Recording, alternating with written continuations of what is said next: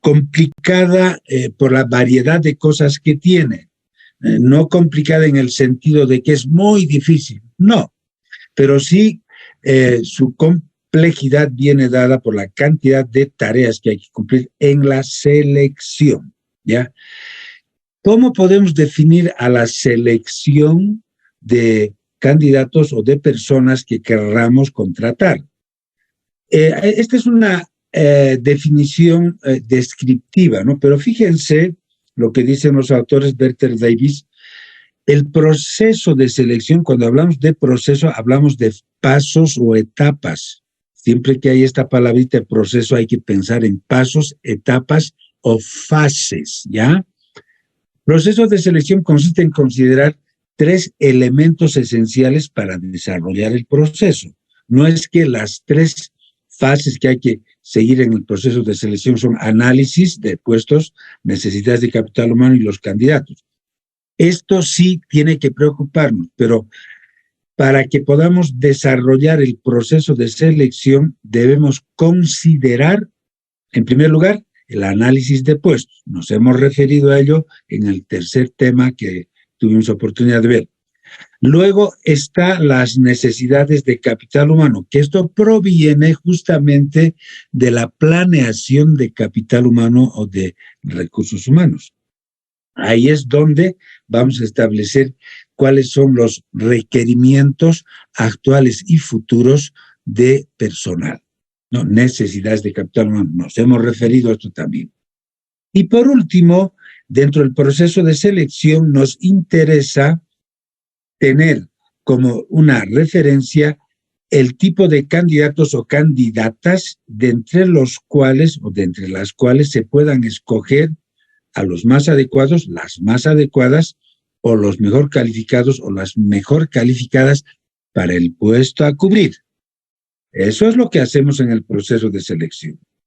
De los candidatos que tengamos o candidatas, ¿cuáles son los más adecuados y mejor calificados o mejor calificadas para cubrir el puesto? Aquí intervienen una serie de factores que permiten esa calificación o esa posible elección que hagamos de las personas. ¿Interviene el aspecto físico? Relativamente. ¿Interviene el aspecto intelectual? También. ¿Interviene el aspecto de orden mecánico, de orden de manual o de orden de destrezas manuales? También. Entonces, por eso es que es mejor hablar de que los candidatos, las candidatas sean adecuados o adecuadas y que estén bien calificadas o bien calificados, ¿ya? Para ocupar el puesto. Bueno, ahora, además de estos 3 elementos esenciales que nos sirven de referencia para el proceso de selección, debemos considerar estos otros elementos esenciales también para la selección. Un primer elemento adicional es esta premisa: cubrir las vacantes de forma rápida con las personas mejor calificadas para ejercer la función respectiva. Esto se puede resumir como lo decía ya hace años atrás Agustín Reyes Ponce, un autor mexicano ya fallecido él, ¿no? Él decía, ¿no? La persona adecuada para el puesto adecuado, o el puesto adecuado con la persona adecuada. Esa es la premisa. La persona que vayamos a elegir tiene que estar condicionada y preparada en forma apropiada para ocupar un puesto en función de los resultados que esperamos de ese puesto. Personas mejor calificadas para completar o para atender la función respectiva. La persona adecuada para el puesto adecuado o las personas adecuadas para los puestos adecuados. ¿Ya? Este es un elemento adicional. Otro elemento, considerar esto que se llama el job posting. ¿Qué quiere decir esto? Es el reclutamiento y selección internos que realizamos dentro de la empresa. Esto ya lo habíamos visto al hablar del reclutamiento, ¿se acuerdan? Hemos hablado de reclutamiento interno y reclutamiento externo. Entonces, en el proceso de selección vuelve a aparecernos esta necesidad de considerar las condiciones o circunstancias internas que tenemos dentro de la institución o empresa. Eso es lo que modernamente se llama job posting. Consiste en el reclutamiento efectuado mediante una intranet, que es el internet que tenemos dentro de la empresa, solo para la empresa, eso es intranet, con el fin de identificar candidatos, candidatas de las diferentes áreas de la empresa que reúnen el perfil de un puesto.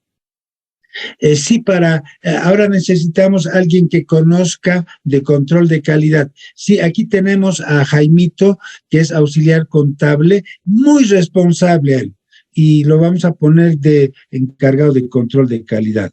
A ver un ratito. Jaimito, lo tienes ahí de auxiliar contable, es muy bueno en su trabajo.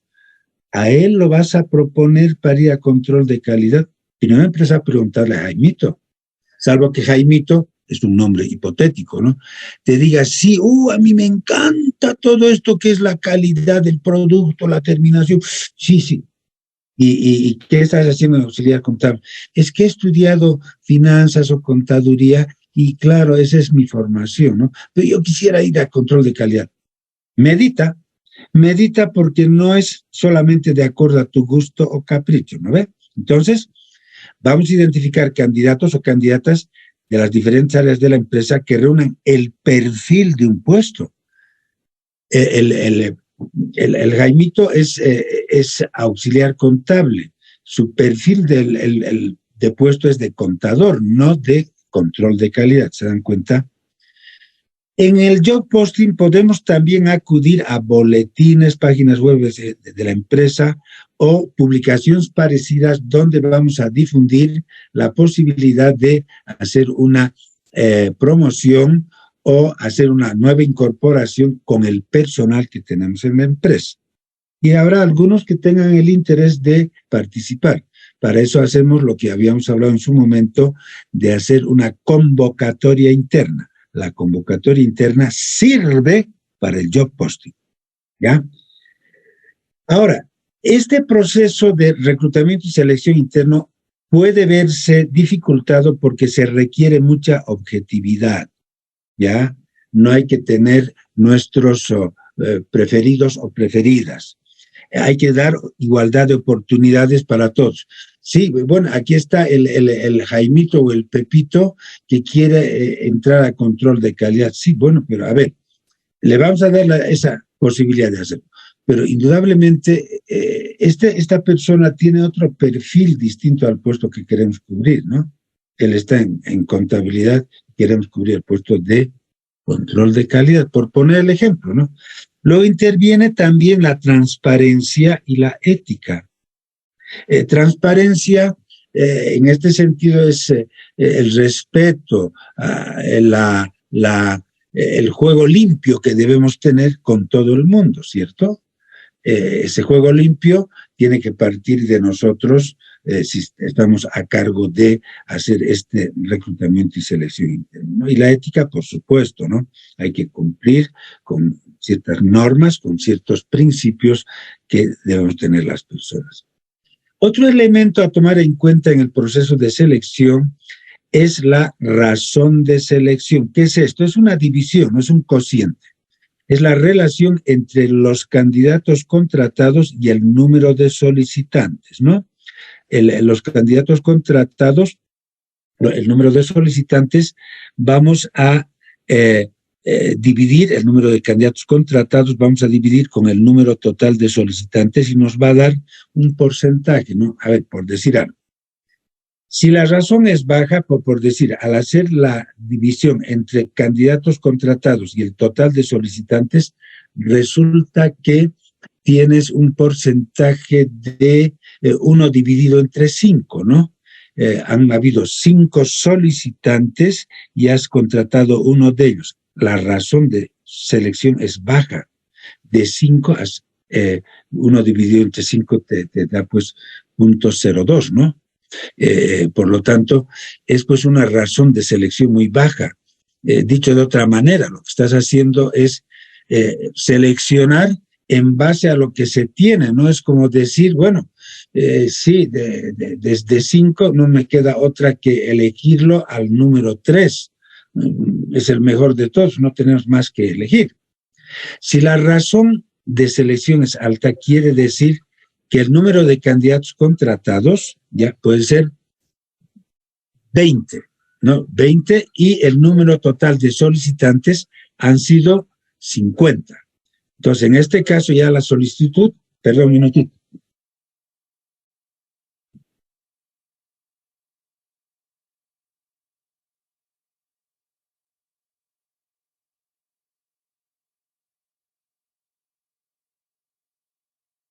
Perdón, una llamada telefónica. Ya, entonces, número de candidatos contratados, 20. ¿Cuántos fueron los solicitantes? 50. Entonces ya la situación es más apropiada, ¿no?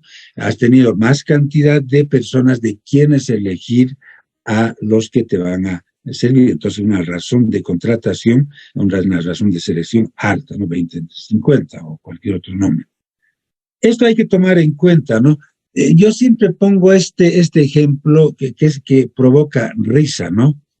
Resulta que hoy día yo vuelvo a mi casa y mi mamá me está esperando, es un teatro, ¿no? Mi mamá me está esperando y me dice, hijito, arreglate un poco, vamos a ir a la esquina de aquí de la vuelta, vamos a ir a que conozcas a la chica con la que te vas a casar. Ya hemos hablado con su mamá, con sus papás, y está todo listo y te vas a casar con ella en enero. Así que vamos a ir a conversar esta tarde. Yo me sorprendo y le digo, pero mamá, no puedes hacer eso. Yo no tengo intención de casarme tan pronto, soy jovencito y tengo que hacer muchas cosas en mi vida. Entonces tu mamá te dice, no, hijito, ya está todo hablado, tienes que venir con nosotros, con tu papá vamos a ir aquí a la casa de los vecinos y ahí vamos a arreglar todo para que te cases con la Pepita. La Pepita es una chica muy bonita, muy educada y además tienen harta plata. Y yo ahí tengo que casarme con... Sí, listo. Esto está bien, no corresponde, ¿verdad? De hecho, hay una serie de críticas a nivel internacional. En varios países hay pues los matrimonios obligados, ¿no? En varios países. Felizmente en Bolivia de momento no hay, ¿no? Pero bueno, pongo este ejemplo para que vean o sea, razón baja de selección, ¿no? A ver, a mí me han tomado como candidato para casarme con la Pepita, que es mi vecina y que vive aquí a la vuelta y que tiene harta plata. ¡Ah, caramba! Y sí, había otro candidato más, pero no, ese no es como tú, entonces se lo has desechado. Entonces, de los dos me han elegido a mí para casarme con la Pepita. Esa es una baja selección. Es distinto si es que a mí me dicen, a ver, tienes que, ya estás en una edad de casarte y estoy poniendo solamente un ejemplo para entender la razón de selección. Estás en edad de casarte y por lo tanto tienes varias posibilidades y bueno, te tendrás que considerar esto, ¿no? Y además, claro, obviamente van a haber otras personas de tu misma edad que también están buscando matrimonio. Ya, perfecto. Entonces, podemos ser 20 que estamos buscando un matrimonio y hay como 60 u 80 posibilidades, ¿no? Entre 20 y entre 80 ya la razón de selección es más alta, ¿no? Que 1 con relación a 2, ¿cierto? Esto hay que tomar en cuenta siempre esto, ¿no? Tener la mayor cantidad de solicitantes mejor, porque te permite clasificar y seleccionar de mejor manera a quienes pueden ser tus candidatos para un puesto o candidatas para un puesto, no del matrimonio, estoy hablando de puesto solo como ejemplo. En los últimos años se toma en cuenta también esto que se llama la selección por competencias. Esto lo explica muy bien y en su momento, hace años atrás, ya utilicé este material de Marta Ayés, es una catedrática argentina muy buena, ha estado aquí en Bolivia, excelente ella, y ella hace la selección por competencias. Y ella dice, que esta selección por competencias permite considerar la selección de candidatos o candidatas de acuerdo a las competencias que tenga el individuo. Competencias para el fútbol, para la natación, para el voleibol, no. Hablamos de competencias de la persona en relación con un trabajo, cualquiera que éste sea. Y hay una aclaración de los conceptos, ¿no? Una competencia es una característica que diferencia el desempeño de una persona en un puesto, en una función, en una cultura u organización específicos, ¿cierto? Dentro de un momento va a empezar el partido de Argentina con Croacia, ¿no? Y todo el mundo en Argentina dice que tenemos el mejor jugador del mundo, que es Messi. ¿Por qué? Porque Messi tiene un gran desempeño para los argentinos, y para los que les guste Messi, tiene un gran desempeño en su puesto, función de jugador de fútbol delantero. Dentro de la cultura deportiva o la organización deportiva, a Messi lo tienen muy calificado, porque tiene competencia para esta actividad deportiva que es el fútbol. Pero si a Messi lo queremos considerar con competencias para ser gerente de un banco, sí puede ser, le van a tener aprecio, respeto. Míralo, el Messi está de gerente de nuestro banco, qué maravilla. Sin desmerecer a este señor, tiene competencia, que yo sepa, no ha estudiado en la universidad él. Lo llevaron los del Barcelona cuando era jovencito a Barcelona y ahí lo hicieron desarrollarse como jugador de fútbol. Hasta donde yo sé, Messi no sabe ni de administración, ni de auditoría, ni de bancos. Entonces, Messi no tiene competencia, ¿no? Una diferencia apropiada que permita decir que va a tener un gran desempeño en el puesto o en la función de gerente de banco. ¿Se dan cuenta? Competencia. Es una característica que diferencia el desempeño de una persona con otras en un puesto, una función, una cultura o organización específica. Fútbol es una cosa, bancos es otra cosa. ¿Se dan cuenta? Ahora, dentro de la competencia que nos va a servir para el proceso de selección, hay que considerar estos tres elementos: conocimiento, habilidad y actitud. El conocimiento se refiere al saber que tiene una persona o el bagaje de información que esa persona debe procesar para desempeñar un puesto con eficacia. ¿Tú qué haces, Jaimito? Soy gerente de una sucursal bancaria. ¡Ah, qué bien!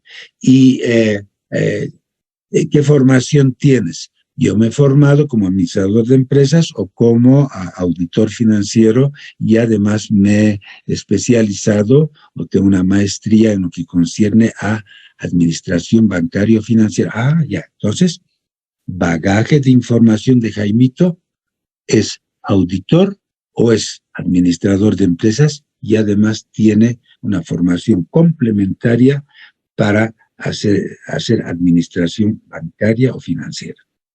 ¿Se dan cuenta? Conocimiento. Habilidad. Implica saber hacer algo o una tarea específica. ¿Ya? Tú puedes tener los conocimientos, pero no las habilidades. Por lo tanto, tu competencia falla, ¿no? Saber hacer algo o hacer una tarea específica. Yo conozco, no voy a decir nombre, ¿no? Un economista que está trabajando en San Simón, que anteriormente ha trabajado en varias industrias como economista y es excelente, ha hecho una serie de proyectos comerciales, financieros, proyectos de crecimiento de empresa, ha hecho investigaciones de mercado para las empresas en las que ha trabajado. Es excelente economista. ¿Cuál es la habilidad que no tiene? No le gusta mucho tener relacionamiento con la gente. Él se enfrasca en su trabajo y el resto no le llama mucho la atención, ¿no? No tiene habilidad para poder tener ese relacionamiento con otras personas. Tiene los conocimientos, pero su habilidad para el relacionamiento con otras personas no existe, ¿no? Actitud. Se vincula con querer hacer o son los atributos que posee la persona y que son permanentes, la actitud, ¿no? Entonces volvemos al ejemplo de este gerente de banco. El gerente de banco es auditor o administrador, tiene maestría en administración bancaria, tiene la habilidad para relacionarse con la gente, dirigir grupos, intercambiar con clientes o con posibles solicitantes de crédito, habilidad, y además actitud. La persona se siente a gusto y quiere hacer este trabajo. ¿Todos los auditores, todos los administradores quisieran ser gerentes de banco? No. ¿Por qué? Porque no todos tienen esa actitud de querer hacer administración bancaria. Hay algunos que van a decir, no, yo lo que quiero es, con mi profesión quiero dedicarme a trabajar en una empresa multinacional o en una empresa comercial, o quiero dedicarme a algún tipo de industria productora de algo. Pero el banco a mí no me mete en eso, ¿no? Entonces, la actitud de este profesional no va justamente con el deseo de trabajar dentro de lo que le gusta, ¿no? Lo que quiere hacer. ¿Ya? ¿Cuáles son los pasos en el proceso de selección? Pueden ser estos, fíjense, hay recepción preliminar de solicitantes, 2, pruebas de idoneidad o administración de exámenes, 3, entrevistas de selección, 4, verificación de referencias y antecedentes, 5, evaluación médica, 6, entrevista con el superior inmediato futuro, y 7, descripción realista del puesto.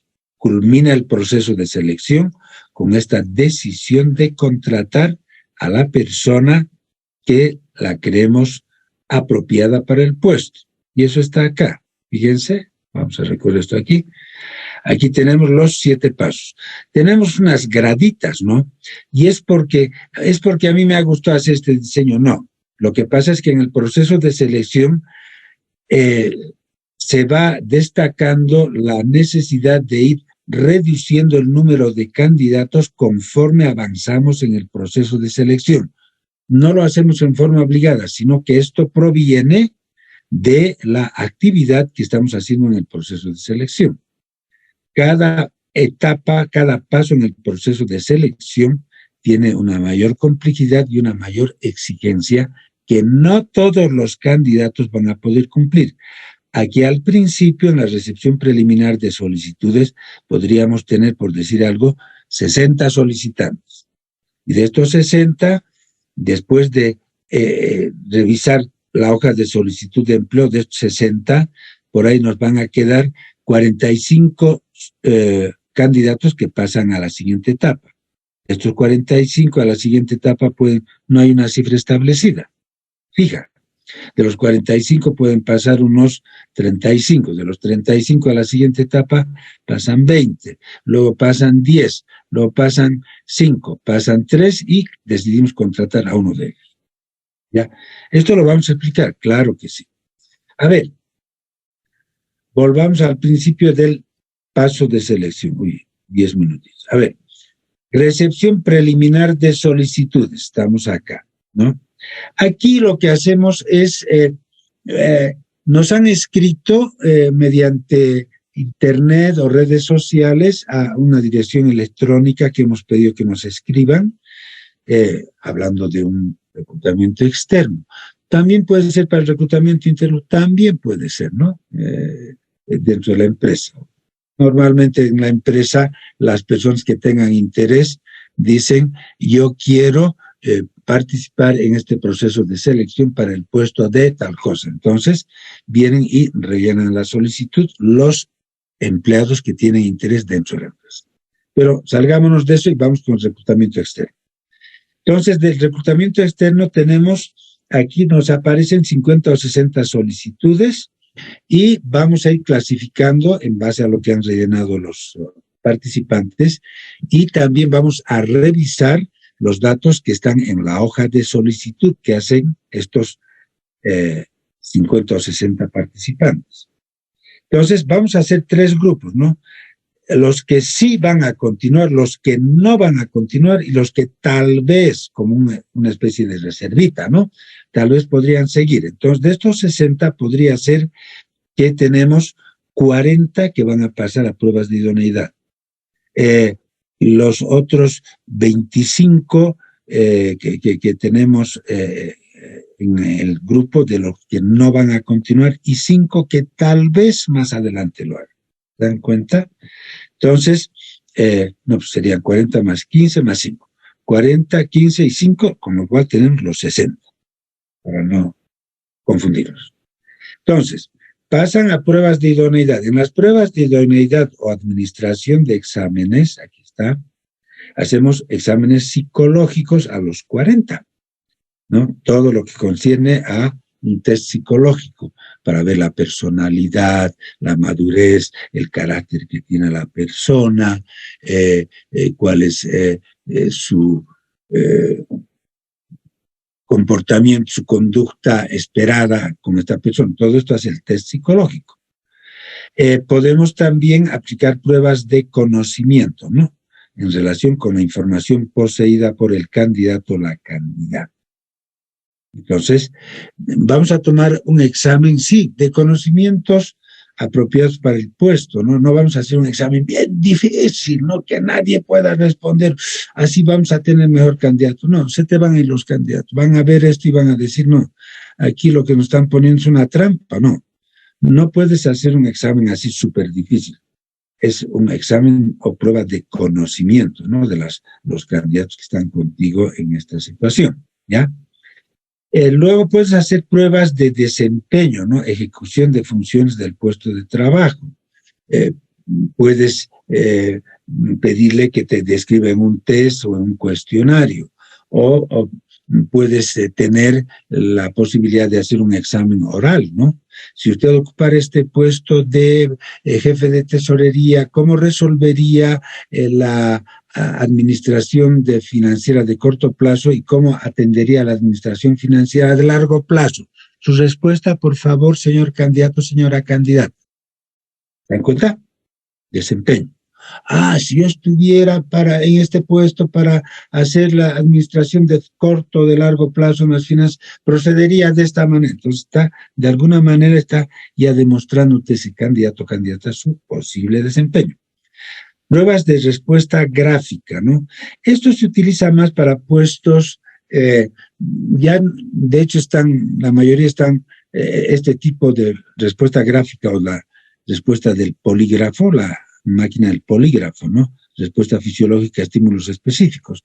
Es como cuando estamos haciendo el sismógrafo, ¿no? Para ver si cuándo va a haber algún temblor, ¿no? En una región o un país.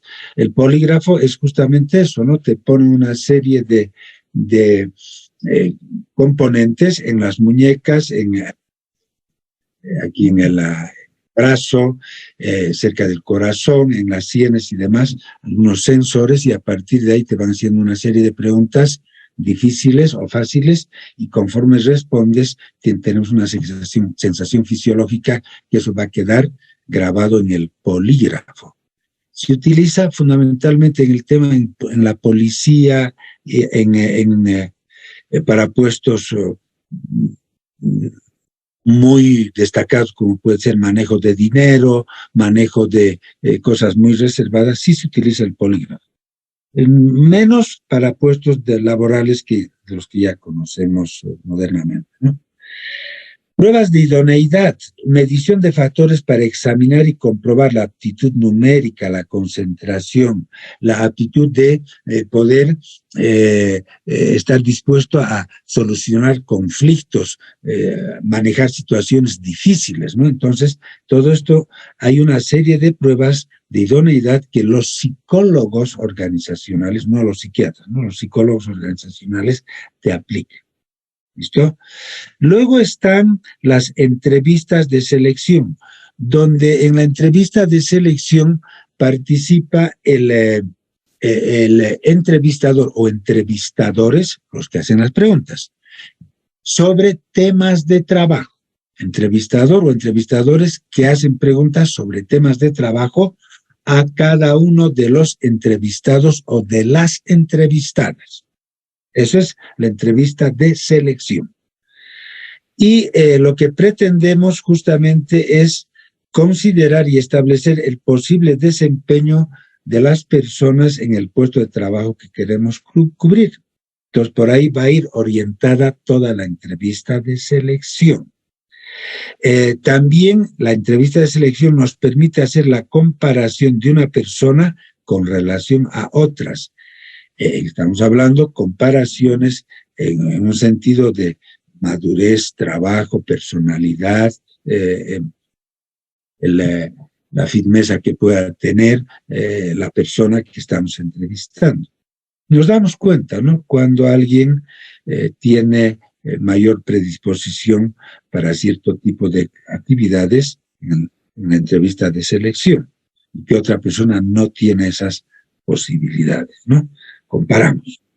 Hay varias clases de entrevista. Con esto vamos muy rápidamente, ¿no? Hay entrevistas estructuradas que son ya preguntas previamente establecidas que hay que agotar con cada entrevistado. No es entrevista no estructurada, preguntas generales que van a irse diversificando con las respuestas que tengamos. Entrevistas conductuales o de solución de problemas. Aquí vamos a preguntar al candidato o candidatas asuntos y situaciones que el candidato ha resuelto anteriormente o que podría resolver. ¿Ya?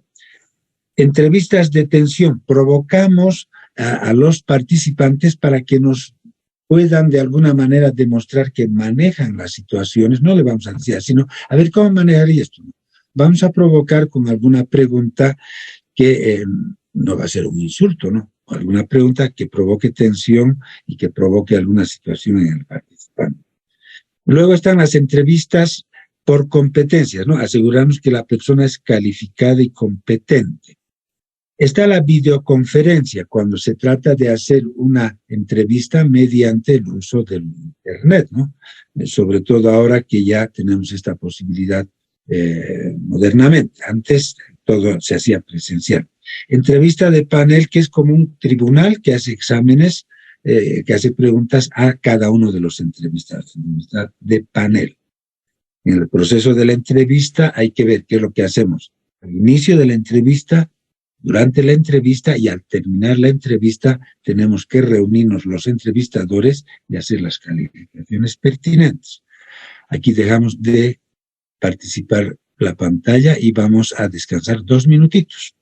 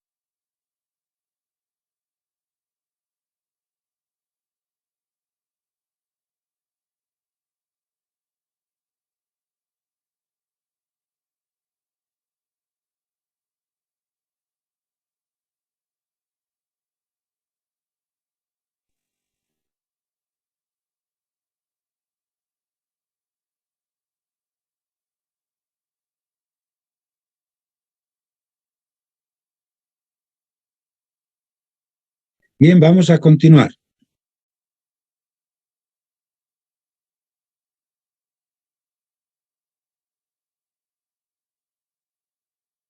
A ver, estamos viendo el proceso de selección. Hemos hablado de las entrevistas de selección que justamente corresponden a esta tercera etapa, ¿no? En las entrevistas de selección hay una aproximación directa, inmediata entre los responsables del proceso de selección y los candidatos o las candidatas. No, en el proceso de selección no tenemos ya personas contratadas todavía. Estamos en el proceso de Marioli. ¿Qué pasó? Ya. Entonces, esa entrevista de selección requiere que tengamos una adecuada preparación previa y luego durante la entrevista, bueno, tenemos que darle la atención que corresponda a cada situación que tengamos con cada uno de los participantes, ¿no? Perdón. Y luego al terminar la entrevista de selección, imagínense, aquí teníamos 40 que han hecho pruebas de idoneidad, a la entrevista de selección han pasado 30. Y resulta que, claro, para hacer las entrevistas a los 30 les haces diversas entrevistas, no es una sola. Por decir algo, has hecho 3 entrevistas por cada uno de los 30. 3 por 30 son 90 entrevistas que has hecho para la selección. Por lo tanto, tenemos que tener un registro de cada entrevista, los resultados de cada entrevista de selección. Y tenemos que tener una posibilidad de acordar entre los participantes entrevistadores, ver una calificación o un criterio en relación con cada uno de los entrevistados o las entrevistadas. Eso es lo que hablamos acá, aquí lo hemos dicho, ¿no? Aquí está proceso de la entrevista, fundamental. ¿Ya? No es cuestión de decir, no, yo ya soy viejo, yo ya soy vieja, a mí nadie me engaña, yo me doy cuenta en 3 minutos si la persona sirve o no sirve. Pucha, qué seguro estás, ¿no? Qué segura. No es así la cosa. Hay que tener mucho cuidado con el proceso de la entrevista, ¿no? Ya de estos 30, son números hipotéticos, inventados, ¿no? Pasamos al paso 4, que es verificación de datos y referencias. Esto de verificación de datos y referencias son antecedentes académicos, laborales, si se tratara de candidatos que vienen de otros países y tienen sus papeles de migración en orden, la visa correspondiente, permiso de trabajo, en caso de que tengamos candidatos internacionales, ¿no? Pero sí tenemos que hacer la verificación de referencias y antecedentes laborales, académicos, de orden de conducta, de orden de las diferentes instituciones, donde nuestros candidatos, estamos hablando de que podría ser, hemos dicho aquí, 30, verificación de datos de referencia de la entrevista de selección, resulta que pasan a datos y referencias, por decir algo, 15. Entonces tenemos que hacer la verificación de datos y referencias de estos 15 que han pasado a la etapa 4. Y esto tiene que hacerse uno por uno, pues voy a escribir cartas y hasta que te respondan. Por ahí no te responden de alguna empresa, ¿no?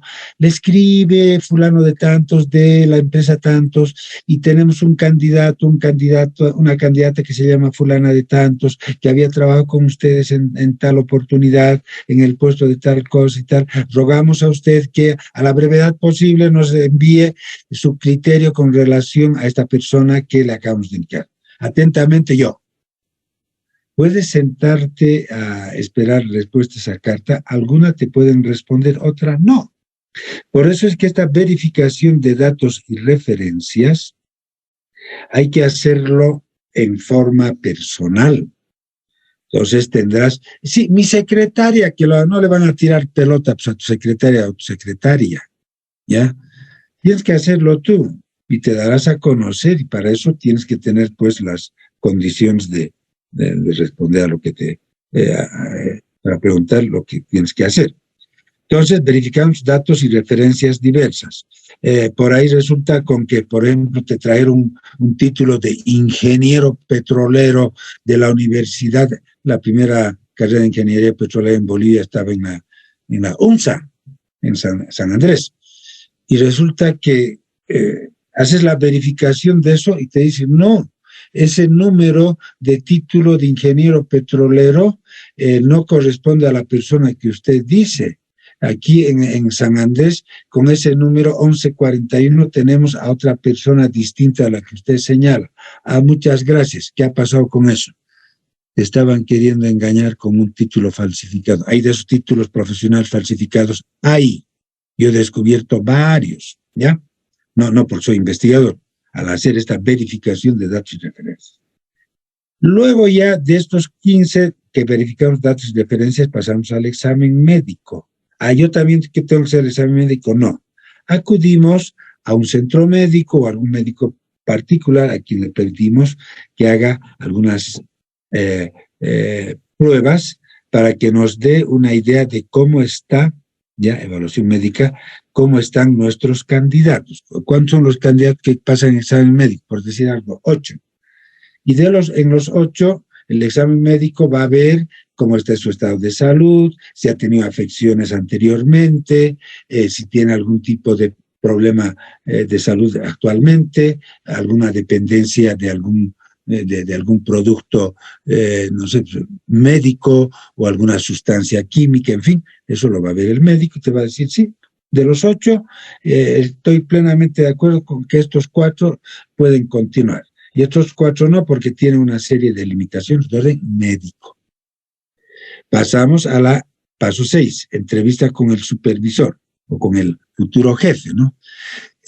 Aquí este supervisor o jefe también ha participado de alguna manera aquí en las entrevistas de selección, para que de alguna manera ya se vaya familiarizando con el tipo de candidatos que teníamos acá. Habíamos dicho pruebas de idoneidad, ¿no? Perdón, en las entrevistas eran como unas 20 o 25 personas que hemos entrevistado, 30 dijimos, ¿no?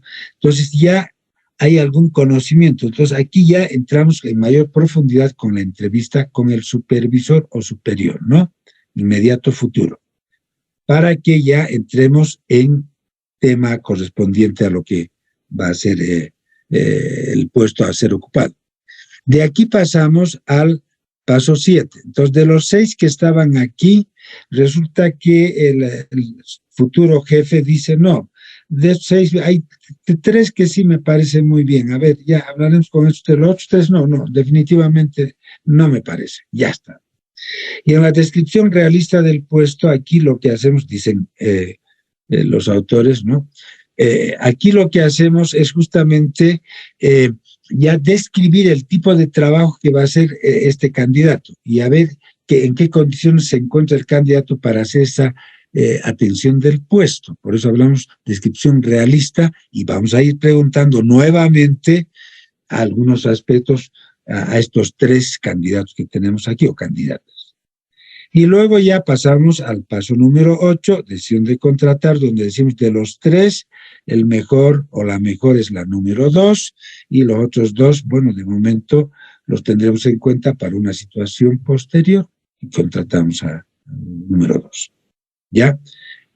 Decisión de contratar. Esto, dicho de una manera muy resumida en lo que concierne al proceso de selección. Esto que acabamos de ver, 8 pasos son los procesos de selección, ¿no? Por lo tanto, ya una vez que hemos decidido contratar al que correspondiera, pasamos a el proceso al programa o proceso de inducción. Aquí ya hemos seleccionado el mejor candidato, la mejor candidata, de hecho ya hemos decidido su contratación y a esa persona tenemos que someterle a un programa de inducción. Inducción o presentación o familiarización o entrenamiento o programa de acondicionamiento o socialización, ¿ya? Cualquiera de estos nombres sirve y esta inducción es un método eficaz para acelerar. ¿En 2 días? No. Acelerar quiere decir que no podemos ser muy largos en este proceso de inducción. Acelerar la socialización del nuevo empleado, la nueva empleada, y lograr que ellos, los nuevos empleados o empleadas, contribuyan de manera positiva a la organización, lo antes posible, en el puesto que les corresponde. En el programa de inducción se consigue un ajuste progresivo entre los valores de la empresa, normas, procedimientos, reglamentos, métodos, tareas que se cumplen, etcétera, y los valores del individuo. Tú, ¿cómo has aprendido el manejo de la estadística empresarial? Así yo conozco esto y tal. Bueno, aquí en la empresa lo que hacemos es manejarnos con un método estadístico que se ha diseñado por nuestros socios y te vamos a enseñar. Y se van acomodando el individuo con la empresa y la empresa con el individuo. Ese es el programa de inducción. ¿De quién es responsabilidad el programa de inducción, el proceso de inducción? La responsabilidad obviamente es del Departamento de Recursos Humanos, pero también del supervisor directo, del superior directo del empleado o de la empleada. No es cuestión de decir que los de Recursos Humanos lo preparen y me lo traen dentro de un mes preparado para trabajar. No. Tiene que haber una familiarización o socialización del nuevo empleado con el puesto al cual va a entrar a trabajar. Por eso es que el supervisor directo, el director inmediato del empleado, tiene responsabilidad en el programa de inducción. Con el programa de inducción cubrimos o atendemos el interés general de todos los empleados, que es lo que hacemos entre todos los participantes de esta empresa. ¿Y qué es lo que tú tienes que hacer desde el puesto que vas a ocupar, individuo o nuevo empleado o nueva empleada, ¿no? El empleado que es un puesto particular o la empleada que esté en un puesto particular, ¿cómo te vas a integrar y cómo vas a colaborar desde tu puesto a lo que necesitamos hacer aquí en nuestra empresa? ¿De acuerdo? Entonces hay interés general y hay interés específico de quienes van a participar del programa de inducción. Una manera de hacer inducción puede ser acudir al e-learning, ¿no? Es el aprendizaje que se realiza utilizando las nuevas tecnologías de información y preparación profesional, ¿no? Internet y el uso de apoyos audiovisuales. Eso es el e-learning, ¿de acuerdo? E-learning. Antes no existía esto, claro. Por si no conocían ustedes, ¿no? Yo que trabajaba tantos años en empresas, ¿no? En los años 90, las empresas que disponían de un proceso informático computarizado disponible y utilizando en cada empresa, aquí en Bolivia en los años 90, no llegaban ni al 30% de las empresas. En los años 90, estoy hablando de la segunda mitad de los años 90.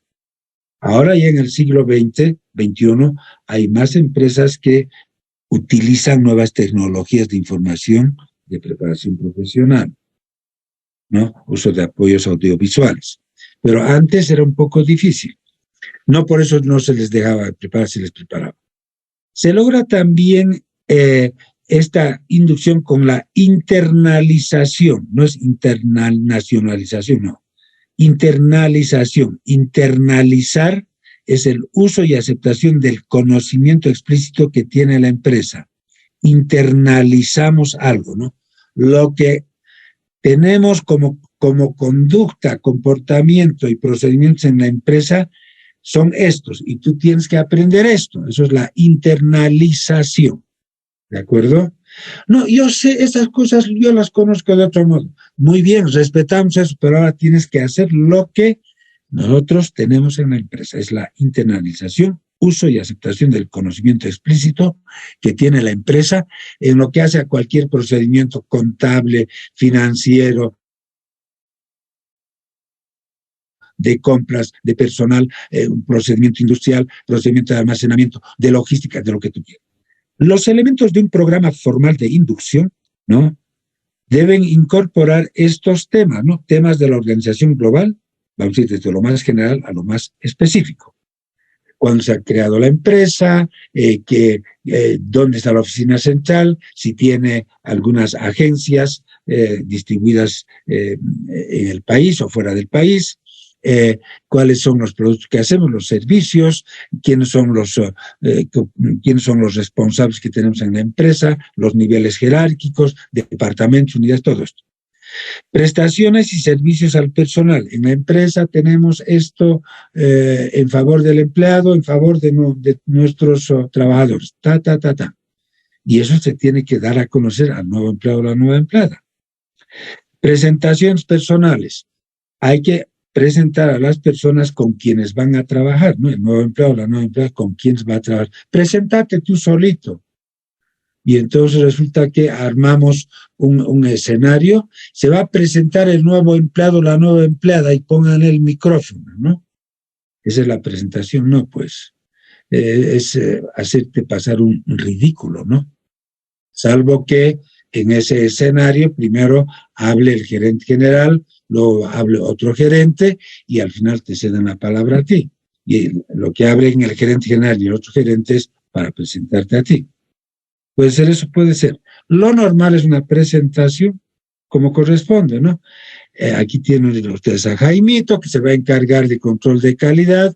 Aquí el gerente de producción es el ingeniero tanto, que se llama Stanislao, no sé qué trata, listo. Presentaciones. Y luego ya lo específico son funciones y deberes específicos que debe desarrollar el empleado. Funciones y deberes específicos en el puesto.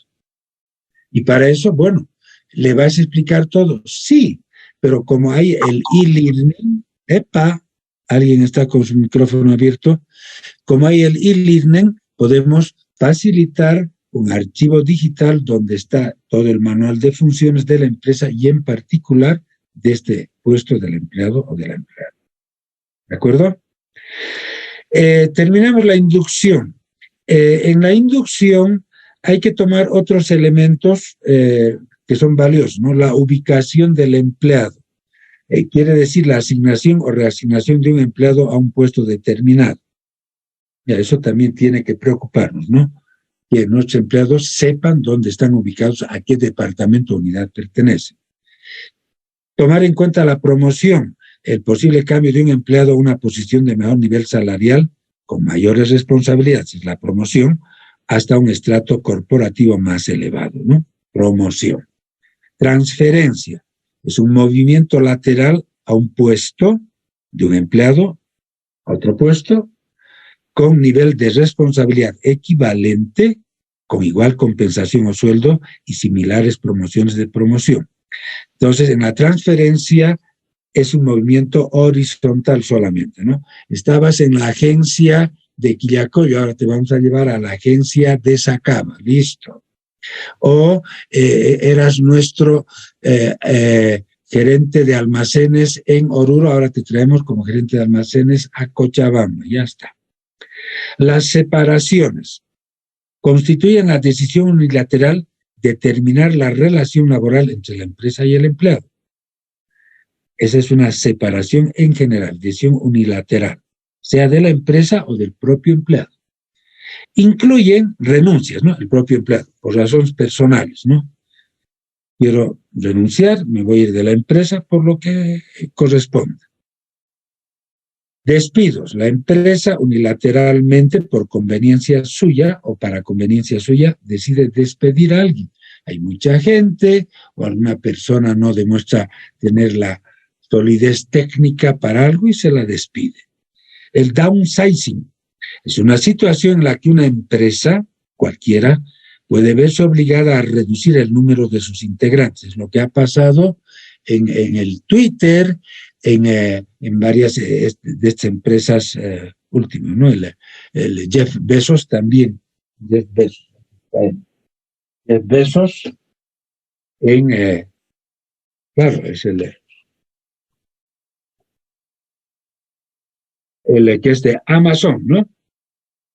Jeff Bezos, no es el último librito, también ha tenido reducción, downsizing de personal en su empresa. Entonces, por razones de fuerza mayor hay que reducir el número de integrantes. Está la atrición, no es contrición, atrición, pérdida paulatina de empleados que se genera con el transcurso del tiempo o en el transcurso del tiempo. ¿Ya? Pongo el ejemplo, aquí en Bolivia Coca-Cola antes tenía cientos de empleados, ahora tiene menos empleados porque todo ya se ha, de alguna manera se ha informatizado y han cambiado una serie de procedimientos que no requieren tanto personal, atrición, ¿no? Se genera la reducción de personal con el transcurso del tiempo que permite utilizar mejores tecnologías o tener algún tipo de situaciones más modernas.